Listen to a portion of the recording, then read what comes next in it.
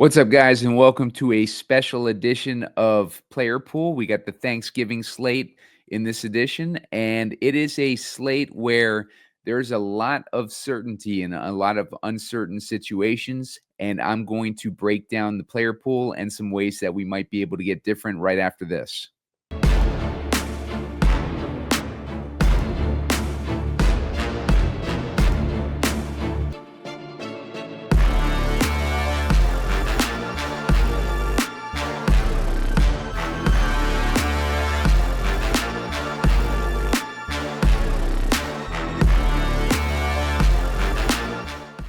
What's up, guys? Simon Edwards at Pumacom here with Heat Seeker Sports, and you're watching Player Pool.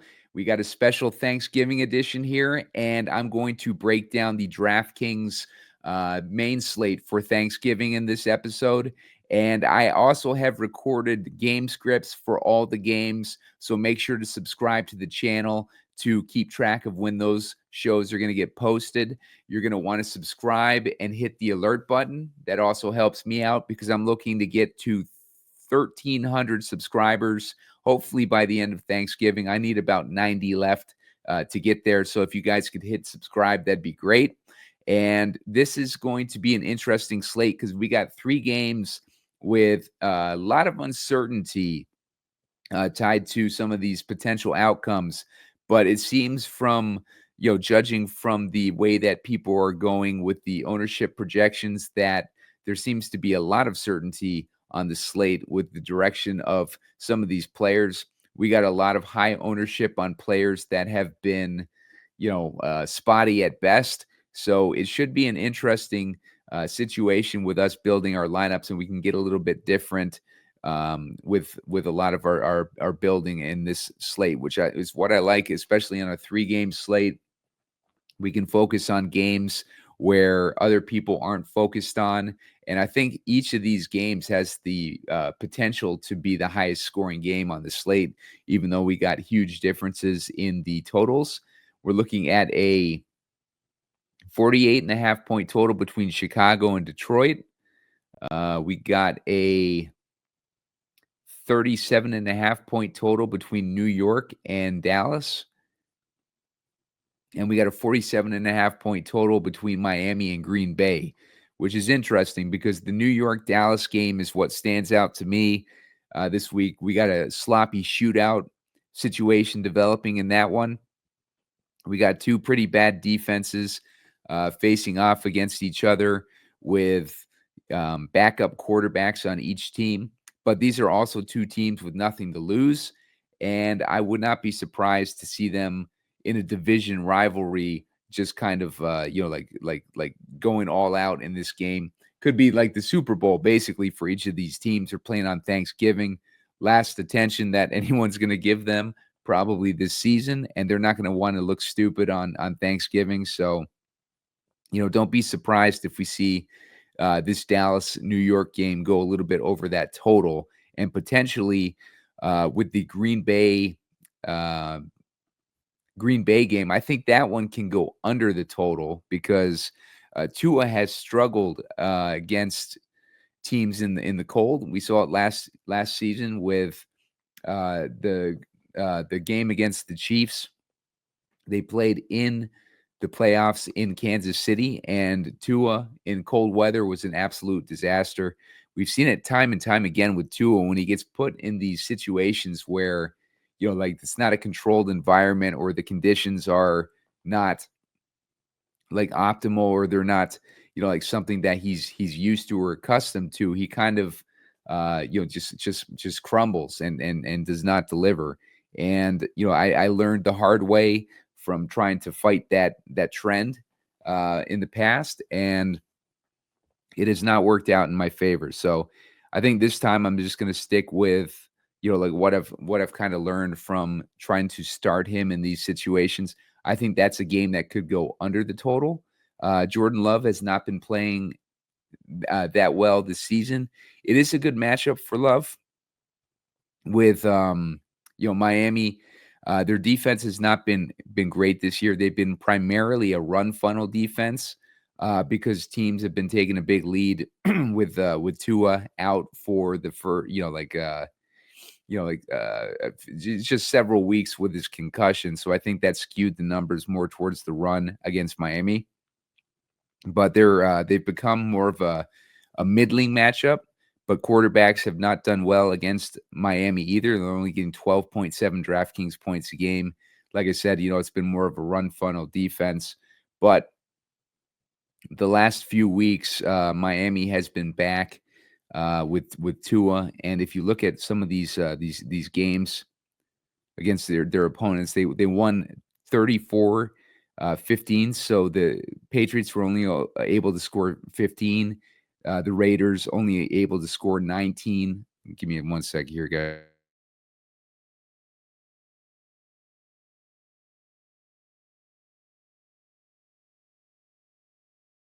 Still recovering from a cold here, so my throat is pretty dead right now. All right, so we're looking at the Rams. They scored 15 against them. So, we've had some with the Rams especially, like decent teams have not been able to put up a bunch of points against them. And Jordan Love has been struggling a little bit this season. Not the high powered offense that we saw last year, but they are capable of putting up points. You saw them put up 38 against San Francisco last week, but San Francisco was banged up. That was kind of expected that they might be able to do something like that to San Francisco last week. Prior to that, they only put up 20 against Chicago, and they put up 14 against Detroit. Two tough defenses, pass defenses. They put up 30 against Jacksonville, though. So it's kind of up and down with the Packers, but this is going to be a cold game. If Miami's not able to put up points against them, I wouldn't be surprised to see this one, devolve into a Josh Jacobs game where the total is going to go a little bit under. That's going to give us opportunities to, go with a game like the New York versus Dallas game, and hit that lower total game that's going to be played in like Dallas Stadium. And I don't think I don't think they're gonna have usually they don't have the roof retracted, so I don't know, what the situation. A couple weeks ago, obviously, we had that situation with the sun peeking through and just blinding all the players. So, I don't know what the situation is gonna be there this week. But it's going to be a better weather situation regardless than the Miami Green Bay game.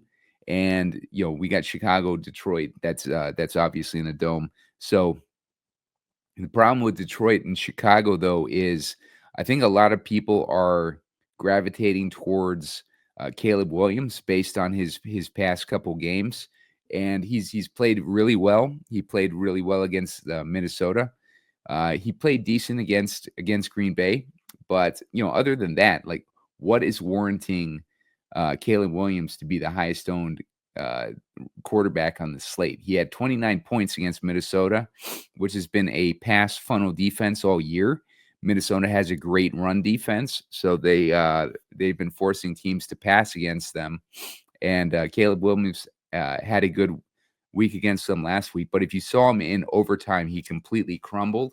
He's still, making a lot of rookie mistakes. I think people were, gravitating towards him this week because of his rushing upside that he's shown the past couple weeks.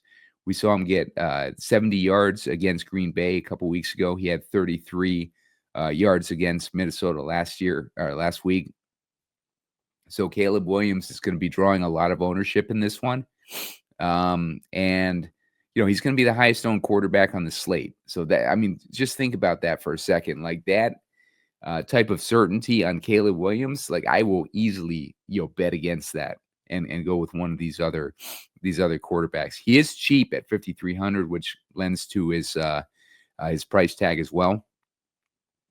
If we're looking for quarterbacks, in that same range who have, similar upside to Caleb Williams, I think Cooper Rush We've seen him get, 17 plus DraftKings points the last couple weeks. If you remember Cooper Rush, he had some big games in the past when he's come in for Dak Prescott. And I think this is a situation against the New York Giants defense. They got a close spread. I know the point total is low, but there's a lot of damage that can be done against this New York defense. There are some concerns on the Dallas side with Thibodeau is back for New York, and let's take a look at some of these injuries on the Dallas side. We're missing Zach Martin on the offensive line. We're missing Jake Ferguson. Cooper Rush himself is a little bit banged up. We're also missing, like some depth on the offensive line. So not a completely healthy team here with Dallas. But let's go and look here at New York. All right, so New York, look at the defense on New York. I'm seeing a lot of guys on IR. There's got a lot of depth issues, and it's just going to continue to impact them negatively when their defense is getting worn out, and they also are they're missing an offensive lineman. It looks like there's a question between Tommy DeVito and Drew Lock. It looks like Tommy DeVito is projected, I think, by ETR. I saw ETR projecting Tommy DeVito to be out, which means Drew Lock would get the start. Drew Lock, we've seen him come in these situations in the past and deliver with Seattle. Like last year, he had a spot start and he ended up having a really good game. Really like emotional moment too, like for a guy that's been kind of left for dead. But like he hasn't really done too much with his opportunities when he's coming for New York yet. But if Drew Lock is able to do something against this Dallas defense that is giving up 21 DraftKings points a game to the quarterback position, that's going to set up Lock to have a pretty decent game. And he's going to be playing with nothing to lose, basically. And we've seen it with Malik Neighbors. Malik Neighbors had a squeaky wheel moment last week where he was talking to the press and they were asking him why he didn't get the ball, and he was just like, I have no idea. Like they didn't start throwing to me until like we were down 20 points in the third quarter or whatever. And like it just seems like a squeaky wheel narrative. I think that Drew Lock is going to be much more competent, much more capable to get Neighbors the ball, even though we haven't seen like Lock show much since he got to New York with his opportunities. He got Wally pipped by DeVito. DeVito ended up, surpassing him in the depth chart. So, like if DeVito is out, like ETR is projecting, and we get Drew Lock in this game, Drew Lock is an option too at 4,500. So we got Drew Lock at 4,500. We got Cooper Rush at 4,800, and this is a game where I think you can go over the total, whereas maybe some of those other games go either under the total, or in the case of the Lions and Bears. Bears have a good defense. They could certainly hold the Lions to maybe a lower team total than expected. I do think that the Lions are still going to blow them out though, or potentially win by a significant margin. And I think Caleb Williams is going to be overrated, like as far as his ownership in this game. And I think Goff is going to struggle as well against Chicago. So there's not really a lot of good matchups in that game except for the running backs on the Detroit side. And I think that that's just going to lend itself naturally towards a lower scoring game. So if we're looking at two games that could go under, that are projected for 47 points, and the field seems to be gravitating towards them. And then we got the New York Dallas game, which is projected to be a low scoring game, which could go over that total with a sloppy shootout situation. I think that like we can get some advantage by targeting some of these New York Dallas guys that have these really good matchups. So, that's an approach that I want to take when I build my lineups this week. We can go over the player pool in general. Goff has a difficult matchup against Chicago. Um, Chicago is giving up 13.2 DraftKings points a game to the quarterback position. And Goff, in general, just has not had a bunch of huge weeks this week. He's been super efficient, so it hasn't led to too many big weeks. He had that big week against Jacksonville. I think that was more of a get right spot for Goff because it came after he threw 5 interceptions. So they wanted to get his confidence back up. So they just did not take their foot off the gas in that game. And Goff ended up getting, 4 touchdowns in that game. So he went from 5 interceptions in week 10 to 4 touchdowns in week 11, ended up scoring 37 and a half DraftKings points. And, I think he's back to being calibrated. I think that they're not going to necessarily, like try to stomp Chicago or maybe necessarily will be able to stomp Chicago, with that defense in a divisional game.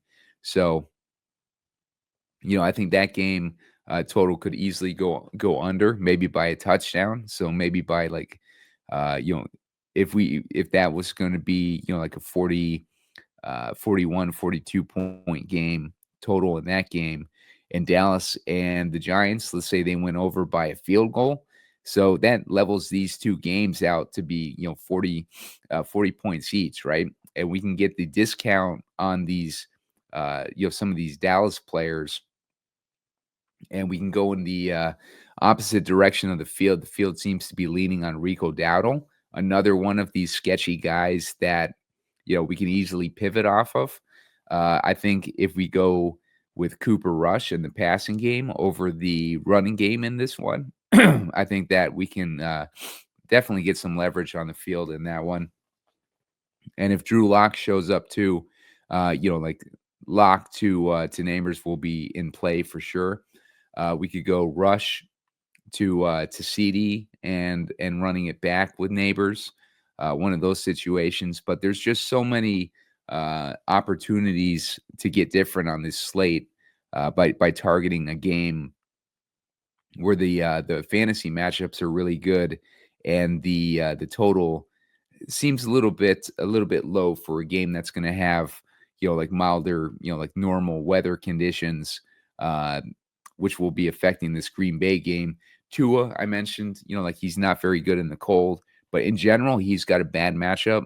Green Bay's only allowing 14.4 DraftKings points a game to the quarterback position, whereas Miami, like I said, is only allowing 12.7 to the quarterback position. So neither quarterback has a good matchup in this one on paper, um, at least from a fantasy perspective. But this game is has a 47.5 point total. So you add the cold weather into that, and Tua struggles in cold weather. You maybe take a touchdown off of this score too. And that takes it down to 40.5. So gives you an idea of like a way that you can kind of look at this slate and think about this slate, um, where the certainty seems to be on some of these other spots, whereas give you an idea of how much ownership on these guys. Caleb Williams, he's the highest owned projected owned guy, 30%. Jared Goff just under 20. Then you got Love, Tua. The guys at the bottom of the pile are Cooper Rush and Drew Lock. And we're talking Cooper Rush under 13%.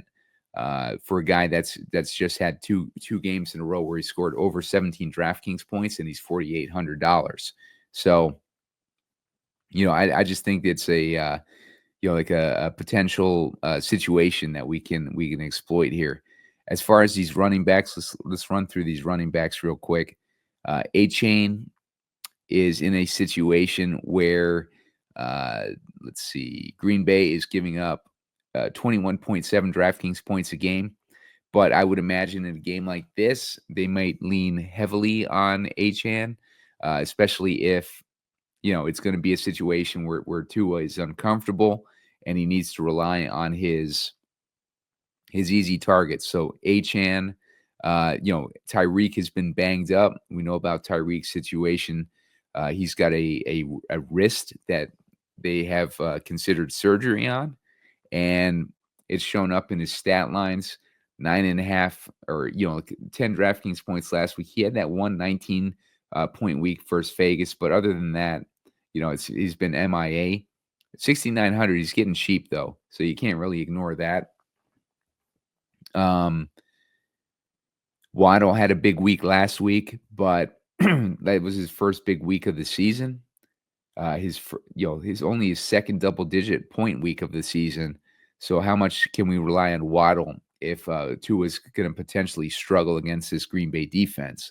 So that's why I like Achane in this one. And let's take a look at the tight end situation. 13.4. That's a middling matchup. That's how many points Green Bay's given up to the tight end position. So that's going to put Jonnu in play as well.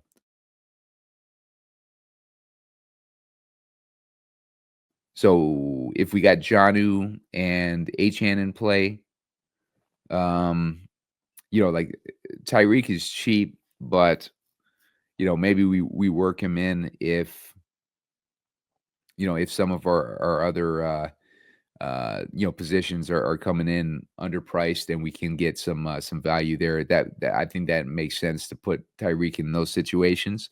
But I think from a pure matchup standpoint, like we can go away from him this week. As far as other running backs, Gibbs and Montgomery both have a good matchup this week. I think they have a better matchup than the passing game against Chicago. 23.2 DraftKings points a game is what Chicago's been allowing. If we look over at the defenses on this situation, see how many injuries we got on the Bears front. All right, so from their offensive line, Ryan Bates, Bill Murray, they got pretty thin at left guard there. Ryan Bates also the starting center is going to be out. So that offensive line on the Bears, just keep that in mind when we're looking here at this game potentially going under. Get some more depth issues. We got he's nothing really concerned about. If we look over on the defense, Elijah Hicks is going to be out this week. Douglas Coleman III on IR, Jalen Jones on IR, Jaquan Brisker on IR. Like just a couple big names there with Elijah Hicks and Jaquan Brisker being out. That's going to set up like a decent situation for the running backs. So if we take Elijah Hicks, just kind of look, if you're not familiar with defensive players, I'm not an expert on defense by any means, but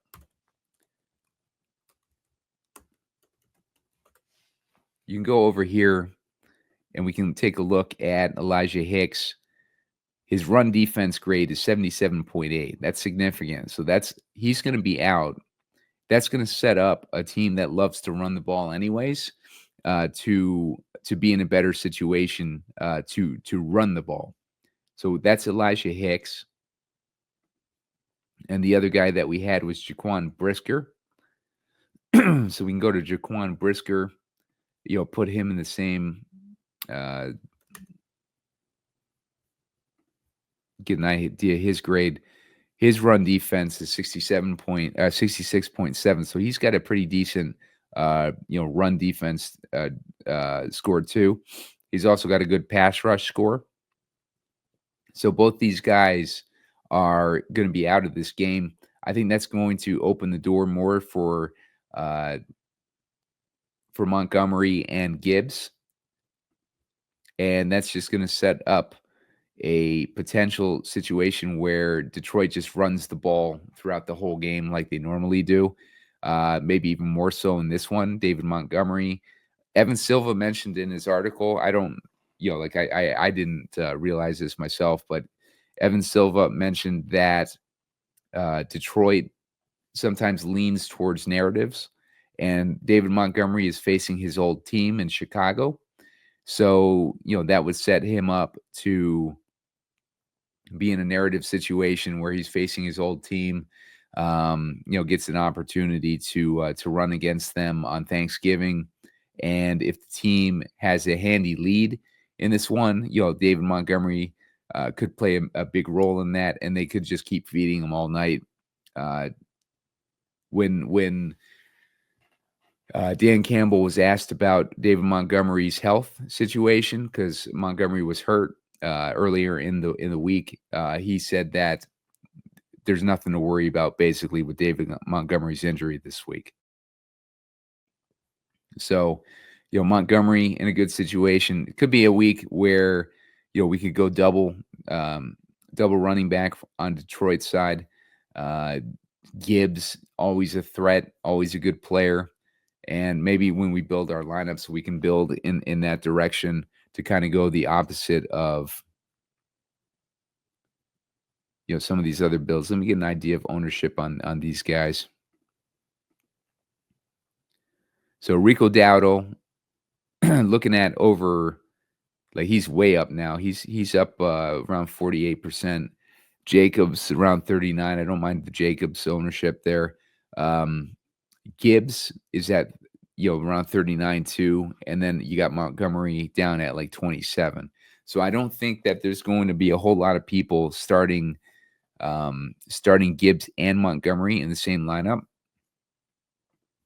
So that could be a way for us to leverage our game stack of New York and Dallas and play a little bit different with our running backs as well. So why don't we go ahead and start building this lineup? So I'm going to put Cooper Rush in there as the quarterback.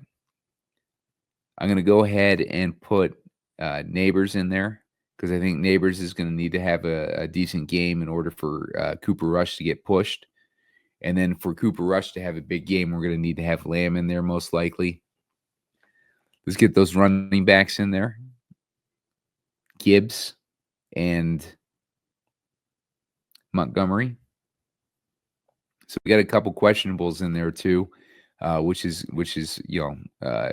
good to put the field off a little bit there.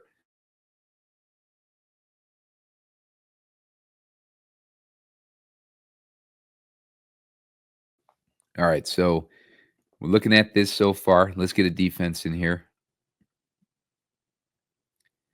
I think the Packers D is a pretty good bet this week.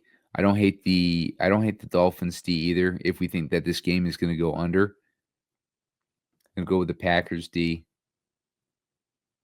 4,600. So let's look at tight ends here. Jonnu and Laporta will be the highest owned guys, but let's get Schoonmaker in there to give another target for Cooper Rush. Let me make sure that this is a good matchup for him. Yeah, maybe not the best matchup. Let me see if there's any nuggets here from Rich Rebar on Schoonmaker.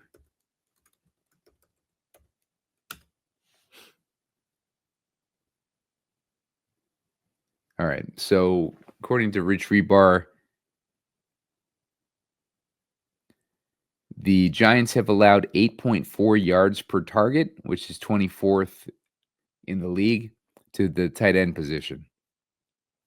So that sets up, Schoonmaker not to have a horrible matchup, but maybe not the ideal guy for us to start. So we can take a look at that here in a second once we get some of these other guys in. Let's see. All right, so if I'm looking at my next wide receiver, I like guys who I like this week. I like Keenan Allen's matchup. He's going to be highly owned.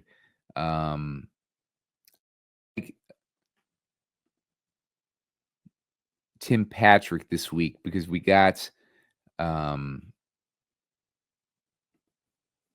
what's his face out.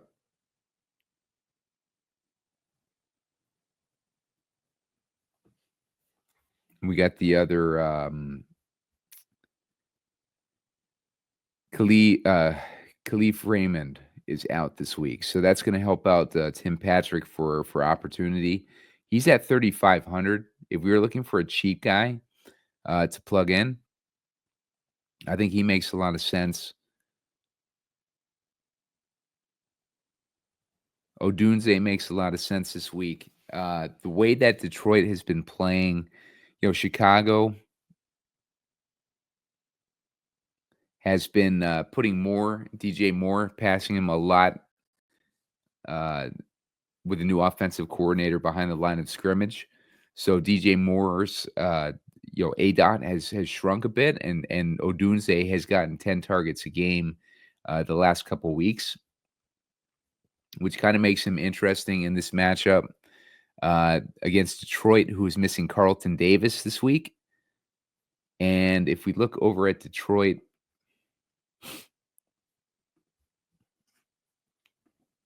let's go to their depth chart.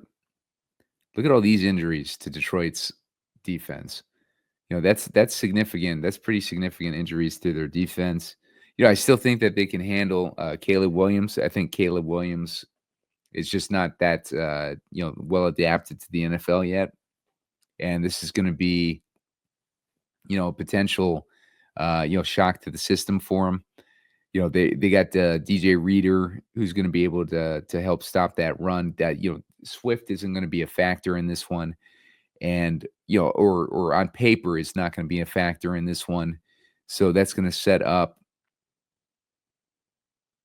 Caleb Williams to have to throw the ball a lot. If we got no Carlton Davis in this one, and DJ Moore is taking less of those deep balls,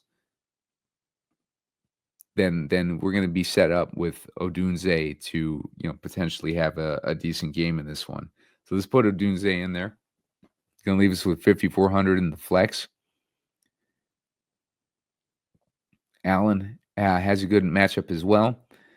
Detroit has been a team we've been targeting all year in the slot, starting with that week 1 when we targeted Cooper Kupp. But Detroit has just been destroyed in the slot. So if you wanted to pivot off of Odunze and put Allen in there, I don't hate that either. For the sake of our narrative of that game, maybe going a little bit under, I would only start one of these dudes. So let's put Odunze in there for the upside. Let's look at 5,400.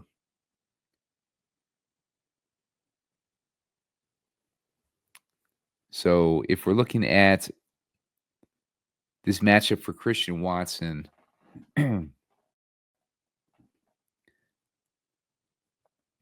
Miami has given up 19.6 DraftKings points a game to the wide receiver, wideout position.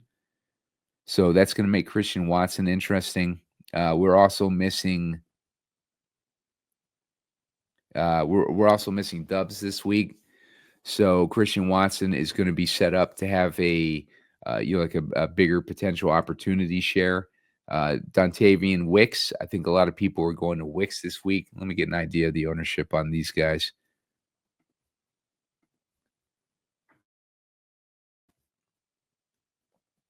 Let's see.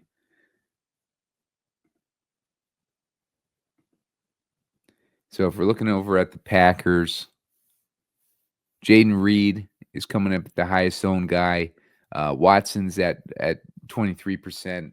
Wicks is at 18.7. You can really, take your pick between those guys. I think the sharper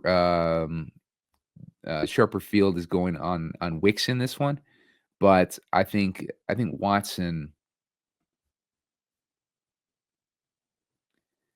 Watson has some potential this week. But I don't hate going Wicks or Watson if you're in this situation where you're left with 5,400. Let's check out some of these other guys. We're 100 short of Dowdle, so we could always put Dowdle in there after all. Maybe he gets a like a rushing touchdown or a passing touchdown from Cooper Rush. Let's put the Dolphins in here instead. that's a situation where we can put Dowdle in our lineups.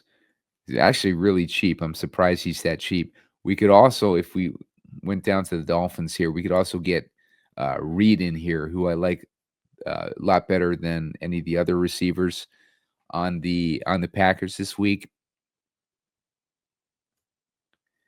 I think I had a nugget on Reed. Let me check it out.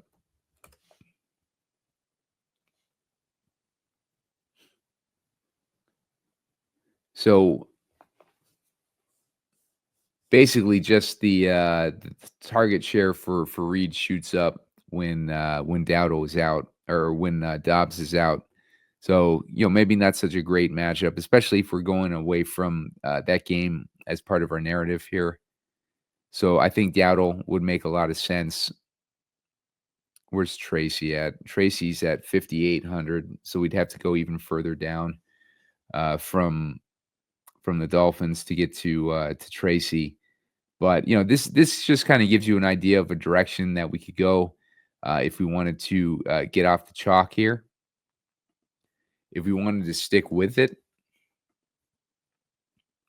Caleb Williams, you can stack him with two guys.